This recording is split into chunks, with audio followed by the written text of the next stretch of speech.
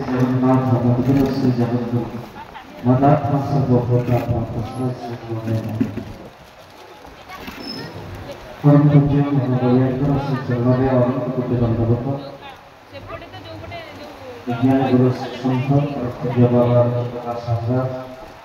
समस्त संत चरण अनंत कोटि दंडवत जदि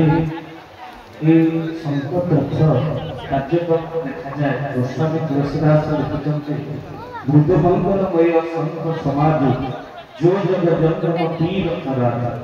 तीर्थ स्नान करवा जहाँ संत मानकर दर्शन करवा से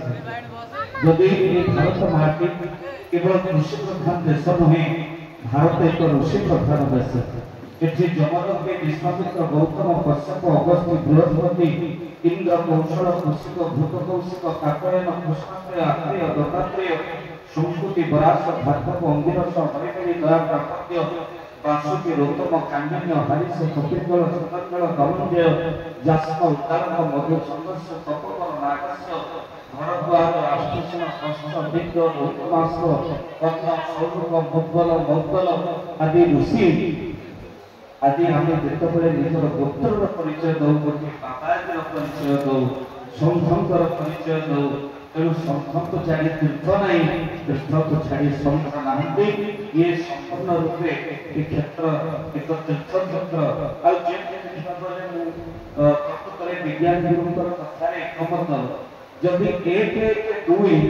ओडिशा दुई अमेरिका दुई जापान दुई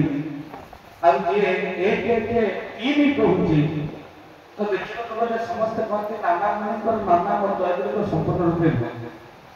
जदि एक तीन कहूँ से भूल कहूँ एक दुई कहूँ कहूँ सब कहूँ ठीक कहूँ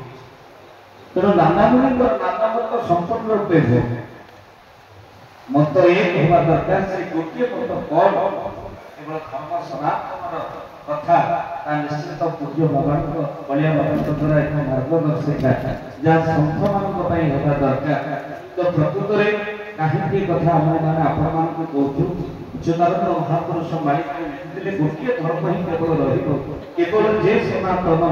धर्म स्थापित सेनारायण और सब धर्म है समय एमती आसो आम से धर्म कथा बिल्कुल कहबानी जो धर्म आगुरी नाला एवं अच्छी परे रही से धर्म कथा बिल्कुल कहबानी आम से धर्म कथार आलोचना करवा से धर्म रहा जो धर्म आगुरी था एवं अच्छी हजार हजार अनेक वर्ष पर्यंत जो धर्म केवल से धर्म नाम सनातन धर्म होमें से सनातन धर्मे जे कि जहाँ परिचय साधु सन्त तेणु निश्चित भाव में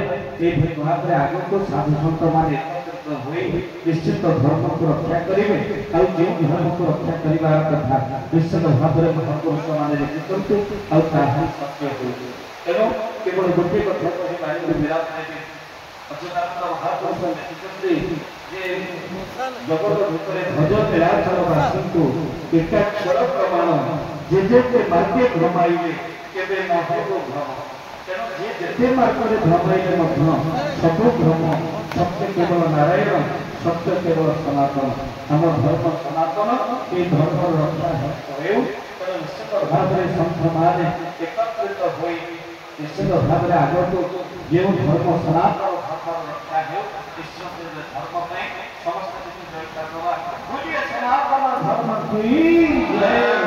पूज्य बाबा को अनंत कोटि दंडवत करके बाबा पदार्थ में ये धर्म के स्थान में आशा प्राप्त किया तेणु समस्त प्रणाम करके गुरु गुरु